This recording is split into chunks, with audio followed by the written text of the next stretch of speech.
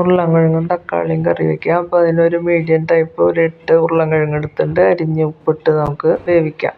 അപ്പോൾ അതിനോടൊപ്പം തന്നെ ഞാൻ ഒരു അരമുറി തേങ്ങ, ഒരു 10 ചുവന്നുള്ളി, ഒരു അരക്കുടം വെളുത്തുള്ളി, ഇഞ്ചി, പച്ചമുളക്, തക്കോലം, ഏലക്കായ, കരയാമ്പൂ, കറുവപ്പട്ട, പെരുംജീരകം ഒക്കെ ഇട്ട് വറുത്ത് റെഡിയാക്കി മാറ്റി വെച്ചിട്ട് അത് നമുക്ക് തണുക്കുമ്പോൾ അരച്ചെടുക്കണം.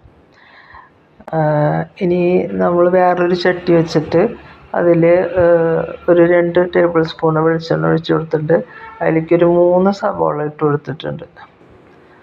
അപ്പോൾ അത് നന്നായി വഴന്ന് വരട്ടെ. അപ്പോൾ ഇങ്ങനെ നാളികേരമൊക്കെ വറുത്തരച്ച് വെക്കുമ്പോഴാണ് ഈ കറി നല്ല കുറുതായിരിക്കുക. അല്ലെങ്കിൽ ഇപ്പോൾ ഉരുളൻകിഴങ്ങ് ഉടച്ചു കൊടുത്താലും മതി. പക്ഷേ ഇതിനൊരു പ്രത്യേക ടേസ്റ്റാണ്. നമ്മൾ പണ്ടൊക്കെ ഉണ്ടാക്കിയിരുന്ന പോലത്തെ ഒരു കറിയാണ്. അപ്പോൾ ഇതിൽ ഇഞ്ചി, പച്ചമുളക്, ഒരു 5-6 വെളുത്തുള്ളി ഇട്ട് കൊടുത്തിട്ടുണ്ട്. അപ്പോൾ ഞാൻ ആ അരക്കണയിലേക്ക് ഒരു ചെറിയ കുടം വെളുത്തുള്ളി ഇട്ടിട്ടാണ് വറുത്തെടുത്തിട്ടുള്ളത്. അപ്പോൾ അതുകൊണ്ട് ഇതിലൊരു 5-6 മതി. അതായി വരുമ്പോൾ നമുക്ക് ഇതിലേക്ക് പൊടികൾ ഇട്ട് കൊടുക്കാം. അപ്പോൾ ഒരു 2 സ്പൂണ് കാശ്മീരി മുളക് പൊടി, 1 ടേബിൾ സ്പൂണ് മല്ലിപ്പൊടി, 1/4 ടീസ്പൂണ് മഞ്ഞൾപ്പൊടി, ഒരു ചെറിയ സ്പൂണ് പെരുംജീരകം, അതുപോലെ തന്നെ കുരുമുളക് 1 സ്പൂണ്, ഒരു ഗരം മസാല ഒരു ചെറിയ സ്പൂണ്. ഇതൊക്കെയാണ് ഞാൻ പൊടികൾ ഇട്ടണത് കേട്ടോ.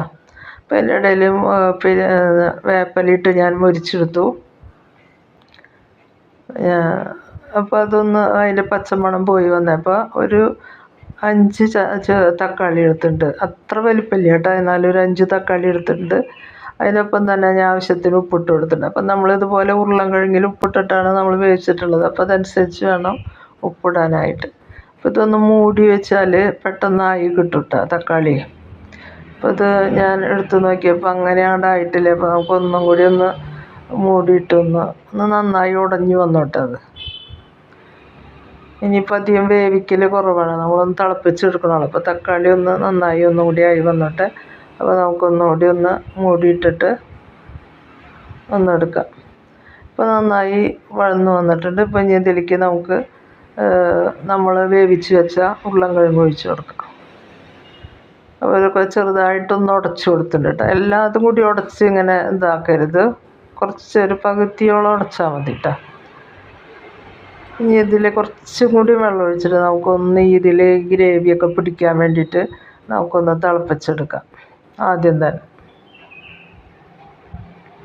സ്വല്പം വെള്ളം ഒഴിച്ചാൽ മതി. കാരണം നമുക്കിനി നാളികേരം വറുത്ത് വെച്ചത് അരച്ചതൊക്കെ ഒഴിക്കാനുള്ളതാണ്. അപ്പോൾ അത്ര തന്നെ വെള്ളം ഇതാണ്. പിന്നെ കുറേ വെള്ളമായിട്ടല്ല, നമ്മൾ കുറുതായി എടുക്കുന്ന ഒരു കറിയാണ്. അപ്പോൾ അതൊന്ന് തിളച്ച് അതിൽ ആ ഗ്രേവിയൊക്കെ പിടിക്കട്ടെ. അപ്പോൾ അതിന് ശേഷം എടുത്തിട്ടുണ്ട്. ഇനി ഇതിലേക്ക് നമുക്ക് അരപ്പ് ചേർത്ത് കൊടുക്കാം. നേരത്തെ അരച്ച് വെച്ച തേങ്ങ നമുക്ക് ഇതിൽ ചേർത്ത് കൊടുക്കാം. വളരെ ടേസ്റ്റി ആയിട്ടുള്ള കറി കേട്ടോ. അപ്പോൾ ഇതിലൊരു മീനിൻ്റെ വറവോ അല്ലെങ്കിൽ പപ്പടം ഉണ്ടെങ്കിൽ നമുക്ക് ഇഷ്ടം പോലെ ഊണഴിക്കാം. അപ്പോൾ അതിൽ ആ മിക്സിയിലെ ജാറിൽ സ്വല്പം വെള്ളം കൂടി വെച്ചിട്ട് നമുക്കതാണ്ട് ഒന്ന് തിളപ്പിച്ചെടുക്കാം. അപ്പോൾ അതിലതൊക്കെ ഇന്ന് ചേർന്ന് വന്നോട്ടെ. അപ്പോൾ ഒന്ന് ഇളക്കി കൊടുത്തിട്ട് നമുക്ക് ഉപ്പൊക്കെ നോക്കാട്ടെ ഈ സമയത്ത്. അപ്പോൾ ഞാൻ നോക്കിയിട്ട് നമുക്ക് ഉപ്പ് വേണമെങ്കിൽ ഇട്ട് കൊടുക്കാം. നേരത്തെ നമ്മളിപ്പോൾ ഉരുളൻകിഴങ്ങ് വേവിക്കുമ്പോഴും ഇട്ട് കൊടുത്തു. അതേസമയം ശേഷവും നമ്മൾ 1 സ്പൂൺ ഉപ്പിട്ടുണ്ട്. ഇനി നമുക്ക് വേണമെങ്കിൽ നമുക്കിപ്പോൾ ഇട്ട് കൊടുക്കാം. അപ്പോൾ ഞാൻ നോക്കിയപ്പോൾ 1/2 സ്പൂൺ ഉപ്പിൻ്റെ ആവശ്യം കൂടി വന്നിട്ടുണ്ടായിരുന്നു. ഞാനത് ഇട്ട് കൊടുത്തിട്ടുണ്ട് കേട്ടോ. തിളച്ച് വരട്ടെ.